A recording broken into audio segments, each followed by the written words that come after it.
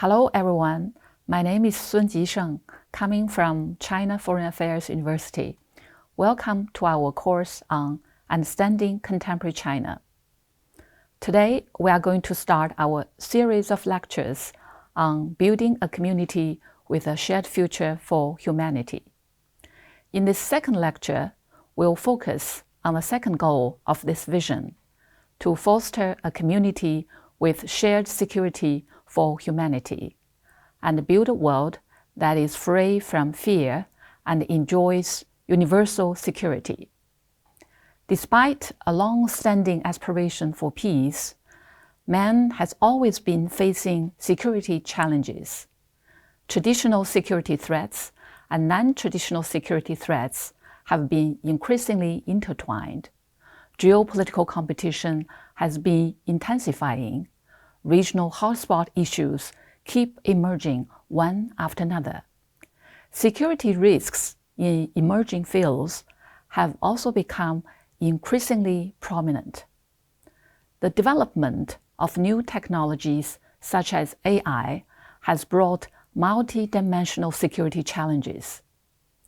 In this age of interdependence and interconnection, we can see very clearly that no country's security can be independent of and isolated from all others. No single country can pursue absolute security on its own. Joint efforts by all countries are vital to counter these challenges in an integrated manner. China has always engaged in global security governance as a responsible major country, aiming not only to solve specific security issues, but also to inject new values and figure out practical paths into global security governance, and provide new momentum for building world peace and stability. Accordingly, China has been upholding a vision of common, comprehensive, cooperative, and sustainable security. Common means that all countries' security concerns should be respected and safeguarded. Comprehensive means that traditional and non-traditional security issues should be responded to in an integrated manner. Cooperative means that domestic and regional security should be facilitated through dialogue and cooperation. Sustainable means that equal attention should be paid to development and security for enduring security.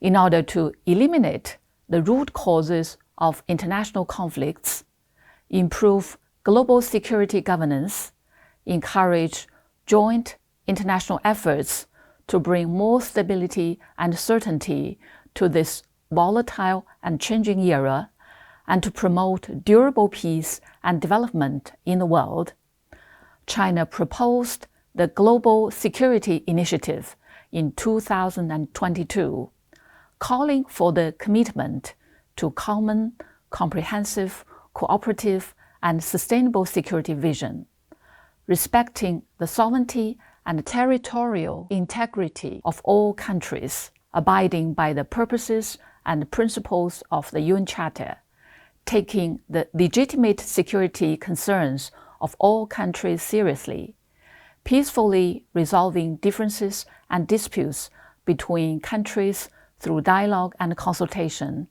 and maintaining security in both traditional and non-traditional domains. In 2023, in order to better implement the Global Security Initiative, China also released the Global Security Initiative concept paper, identifying the 20 key cooperation directions, and proposed relevant cooperation platforms and mechanisms to better deal with the security challenges the world is faced with today.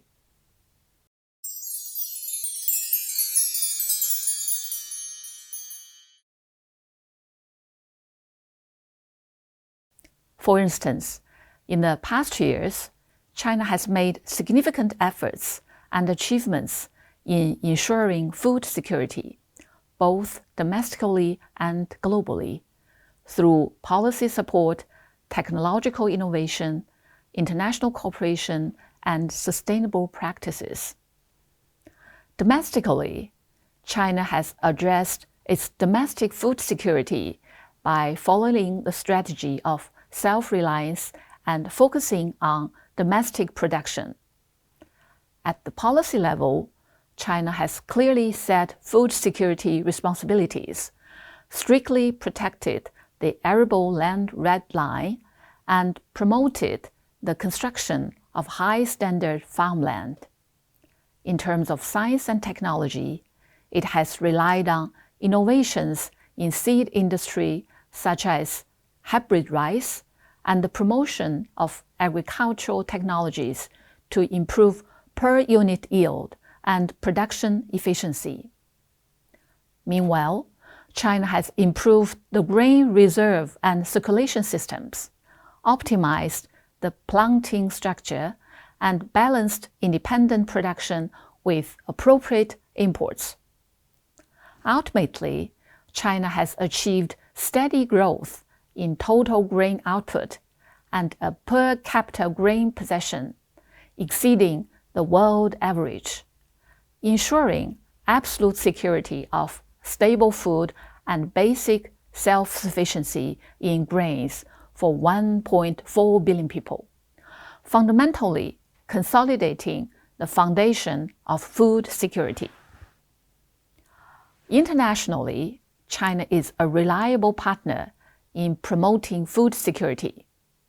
China supports the World Food Programme in establishing a global humanitarian emergency warehouse and hub in China, and has established and funded a South-South Cooperation Trust Fund with the UN Food and Agriculture Organization.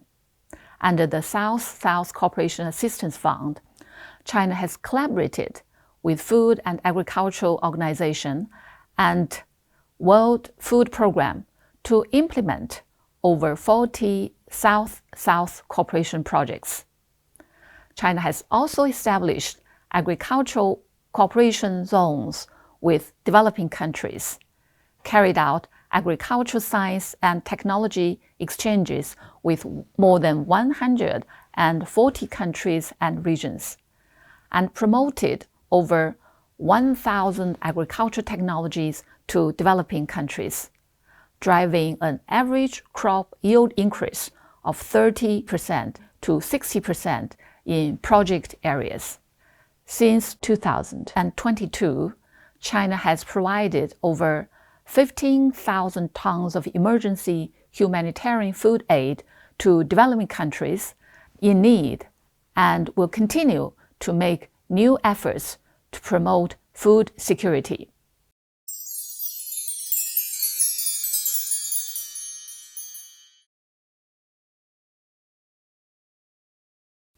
Food shortage has long been a tough problem plaguing Africa. After solving the food problem for its 1.4 billion people, China has been making efforts to help African countries.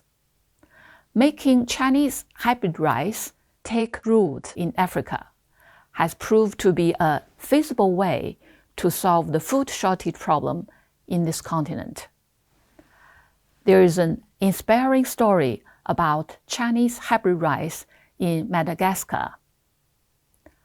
It has transformed the lives of many local people. Look at this currency of Madagascar. We could see the image of hybrid rice. Why it appears on this African country's currency?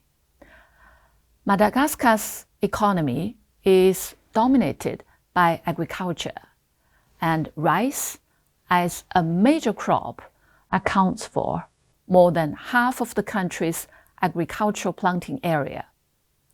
In the past, rice cultivation here was always dependent on the weather. Due to the lack of high-quality rice seeds and mature rice planting technologies, rice output could never fully meet the full demand of the local people, and the country still had to rely on imports. In 2007, the Madagascar Hybrid Rice Demonstration Center project was launched, and a group of Chinese experts brought Chinese hybrid rice to Madagascar.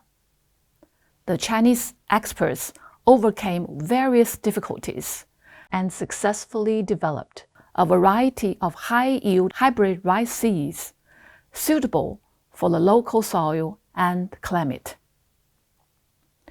The trial planting was a great success, with an average yield of 7 tons per hectare, while the original yield of local rice was only about 2.5 tons per hectare.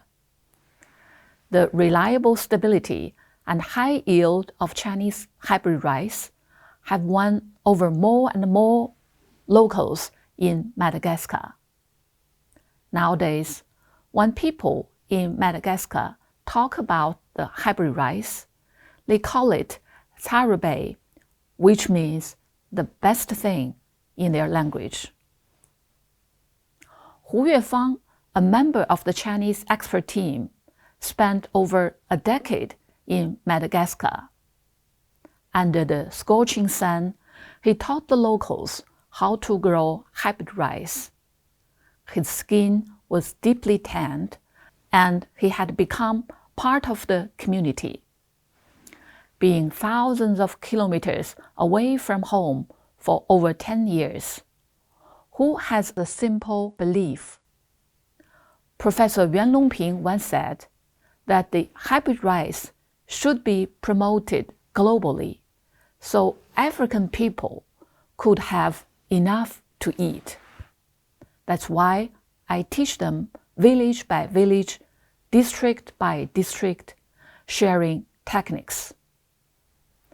As a Chinese agricultural technician, I just did what I need to do: bring real benefits to local farmers. Thanks to Chinese hybrid rice, a local farmer named Tina can now feed her family and sell the surplus rice for extra income. Her earnings have grown, and she even built a new house. During the harvest, I feel so happy looking at the rice in the fields. I always want to tell others, come and see our land. Growing hybrid rice can help reduce our poverty. Let's take a closer look at some other data. From 2007 to 2023, the cumulative promotion area of Chinese hybrid rice in Madagascar has reached more than 50,000 hectares.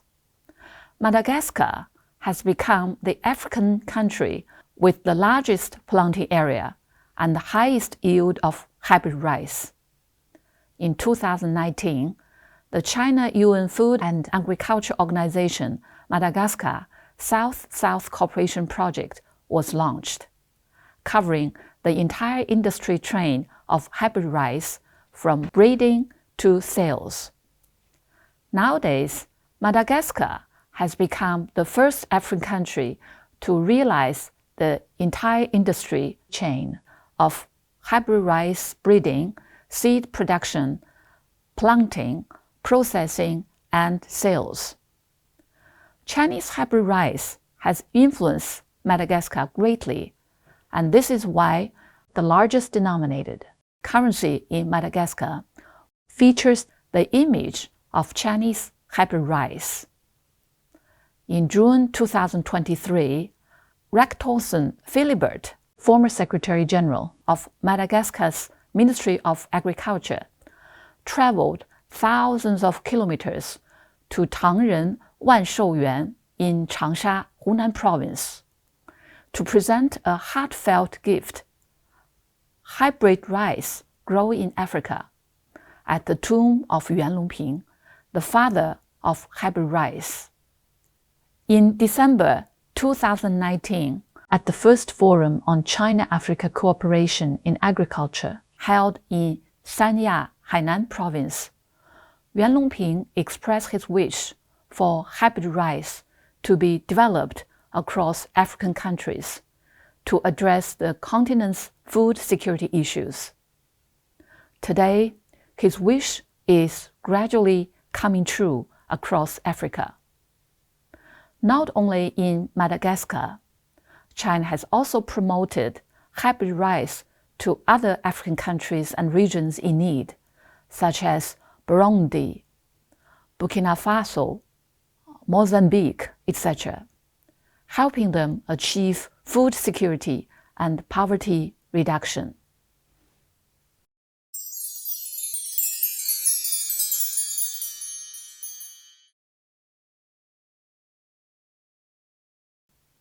Beyond helping maintain food security, China has also made great efforts in international disaster relief. When emergency humanitarian crises, such as natural disasters or public health incidents occur, China always extends a helping hand. China's humanitarian aid takes various forms, including providing materials, cash, and dispatching international rescue teams and medical experts to relevant countries.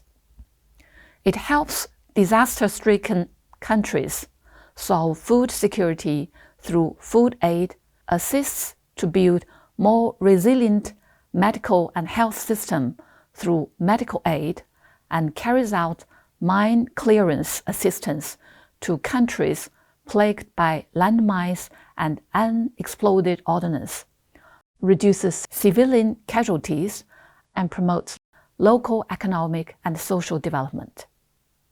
For example, when the 2023 Turkey-Syria earthquake broke out, the Chinese government immediately activated its emergency humanitarian aid mechanism, providing 40 million RMB and 30 million RMB in emergency assistance to Turkey and Syria, respectively, including dispatching rescue teams, delivering disaster relief supplies, and financial support.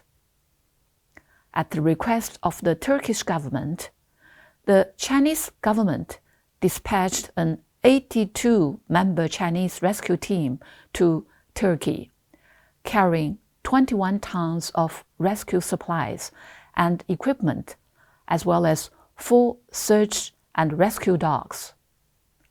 On February the 8th, local time, after arriving at Adana International Airport in Turkey, the Chinese rescue team quickly headed to Antakya, Hatay province.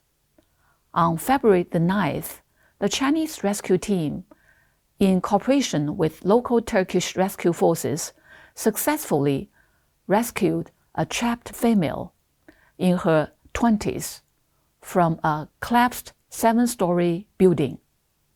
The Red Cross Society of China has provided 2 batches of humanitarian relief supplies to earthquake-stricken areas in Syria, including medical supplies that can be used by 5,000 people, and the daily necessities, such as cotton tents, family relief packages, as well as medical supplies like medicines, benefiting more than 10,000 people. As a vital force in China's humanitarian aid efforts, the Chinese International Rescue Team has made significant contributions through professional rescue operations, capacity building support, international cooperation, and exchanges.